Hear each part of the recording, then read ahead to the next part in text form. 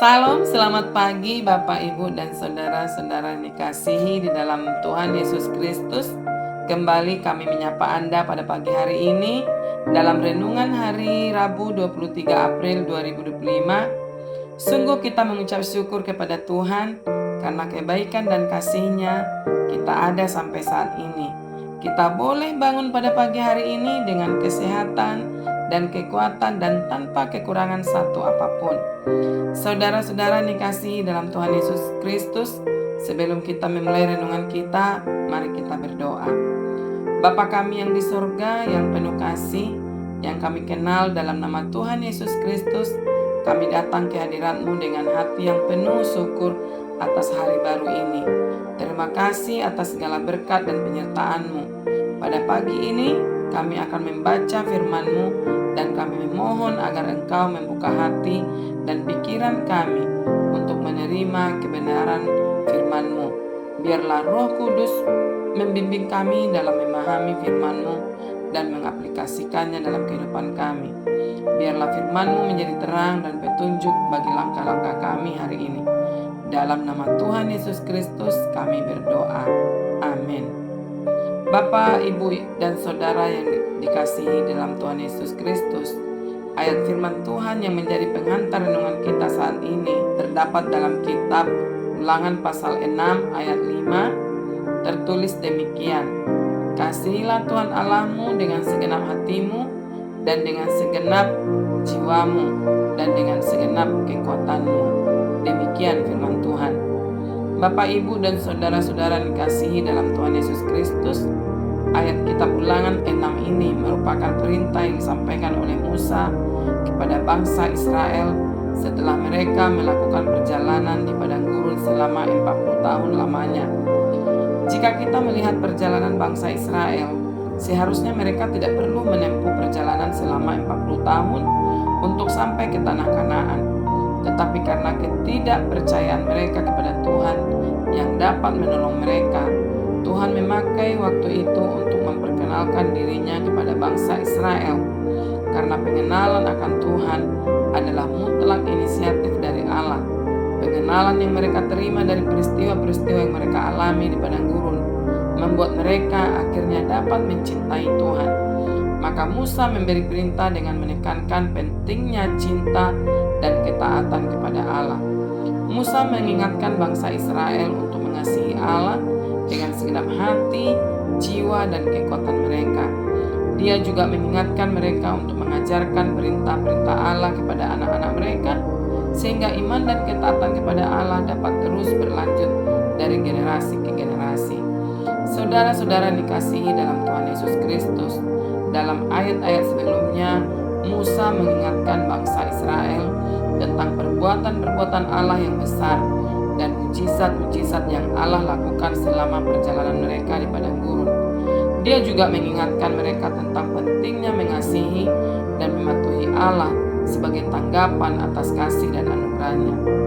Saudara-saudara dikasihi Tuhan Yesus Kristus, mengapa Musa mengawali ayat 5 ini dengan kata kasihilah Tuhan Allahmu? Karena kasih adalah melambangkan tentang cinta yang sangat besar atau kasih yang total, mencakup seluruh aspek kehidupan kita, hati, jiwa, dan kekuatan. Hati kita adalah sumber dari pikiran, emosi, dan keputusan kita. Jiwa kita adalah tempat di mana kita merasakan dan berhubungan dengan dunia, dan kekuatan kita adalah kemampuan fisik dan spiritual kita. Bapak, Ibu, dan saudara dikasihi dalam Tuhan Yesus Kristus, melalui ayat ini kita dipanggil untuk menyatakan kasih kita kepada Tuhan haruslah nyata dalam tindakan. Kita harus mengasihi Dia dengan cara bagaimana kita melayani, berdoa, mematuhi perintahnya, dan memprioritaskan Dia dalam kehidupan kita. Saudara-saudara dikasihi dalam Tuhan Yesus Kristus, melalui nasihat renungan pagi ini, kita dapat belajar bahwa mengasihi Allah dengan sungguh adalah mengasihi dengan segenap hati, segenap jiwa, dan segenap kekuatan. Perintah mengasihi Allah kepada kita saat ini adalah tindakan hidup kita yang mau hidup tunduk dan taat kepada Allah. Semua ini bermula dari Allah yang terlebih dahulu mengasihi umatnya bangsa Israel dengan mengeluarkan mereka dari perbudakan di Mesir. Lalu kasih Allah ditunjukkan kembali melalui karya penyelamatan Yesus Kristus kepada manusia dari perbudakan dosa. Dengan kata lain, keberlangsungan hidup dari umat Tuhan yang mengasihi Allah tidak terpisahkan dari Allah itu sendiri. Oleh sebab itu, perintah mengasihi Allah adalah berlangsung sepanjang hidup dari kita sebagai umat Tuhan. Mengasihi tidak cukup hanya sekedar kata, namun juga aksi. Kita senantiasa diperhadapkan dengan pilihan dalam hidup ini. Pilihan mengasihi dunia ini dan mengasihi Allah. Dua pilihan ini tentunya memiliki konsekuensi yang akan diterima oleh kita sebagai umat Tuhan. Untuk itu, di antara dua pilihan ini, manakah yang menjadi pilihan kita saat ini?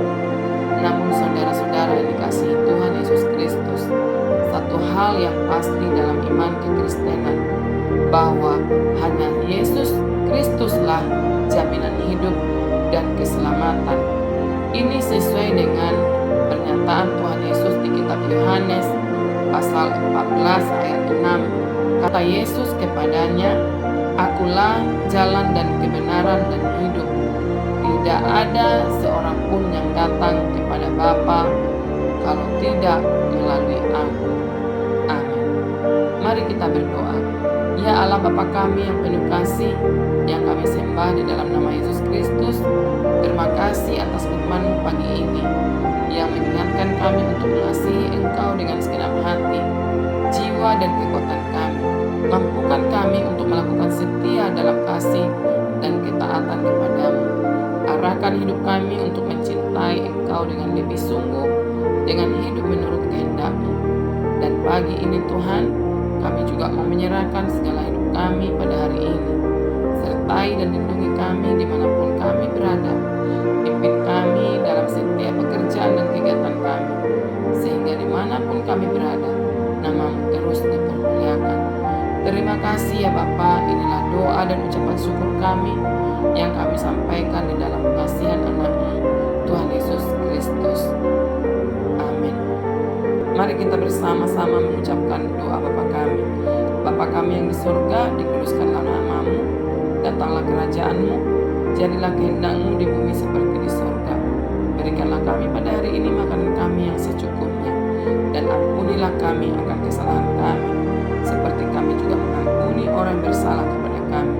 Dan janganlah membawa kami ke dalam pencobaan, tetapi lepaskanlah kami daripada yang jahat, karena Engkaulah yang punya kerajaan dan kuasa dan kemuliaan sampai selama-lamanya. Amin. Marilah saudara yang dikasihi Tuhan, kita sama-sama menerima berkat dari Tuhan. Tuhan memberkati kita dan melindungi kita. Tuhan menyinari kita dengan wajah-Nya dan memberi kita kasih karunia. Tuhan menghadapkan wajah-Nya kepada kita dan memberi kita damai sejahtera. Amin. Puji Tuhan, saudara-saudara dikasihi Tuhan Yesus Kristus. Kami percaya firman Tuhan hari ini boleh menjadi berkat dan kekuatan bagi kita semua. Dan Roh Kudus akan menolong kita untuk lebih lagi memahami kebenaran firman Tuhan, dan kita menjalani kehidupan kita hari ini dengan sungguh mengasihi Allah di dalam Yesus Kristus.